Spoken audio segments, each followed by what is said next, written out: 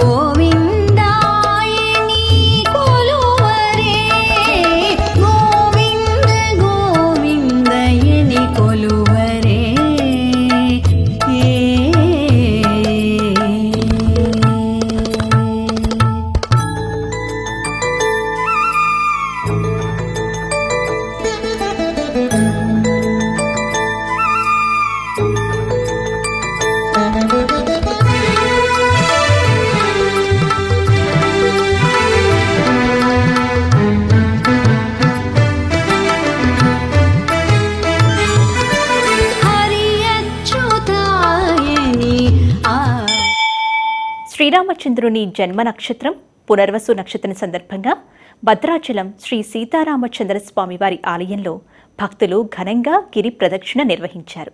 భక్త రామదాసు వారసుడు కంచర్ల శ్రీనివాస్ రామదాసు విగ్రహానికి పూలమాలలు సమర్పించి గిరి ప్రదక్షిణ ప్రారంభించారు. ఈ రోజు శ్రీరాముడి జన్మ నక్షత్రమైన పునర్వసు నక్షత్రం. ఈ సందర్భంగా భద్రాద్రి దేవస్థానం వారు గిరి ప్రదక్షిణ నిర్వహించారు. రామదాసు వారసుడైన కంచర్ల శ్రీనివాస్ తో పాటు భక్త రామదాసు ట్రస్ట్ బృందం ఉదయం భద్రగిరి మాడవీధుల్లో ఘనంగా గిరి ప్రదక్షిణ నిర్వహించారు. వేలాది భక్తజనం జై శ్రీరామ్ అంటూ ఆలయ మాడవీధులు ప్రతిధ్వనించాయి. పునర్వసు నక్షత్రం రోజున స్వామివారిని దర్శిస్తే విశేషమైన ఫలితం లభిస్తుందని భక్తుల ప్రగాఢ విశ్వాసం.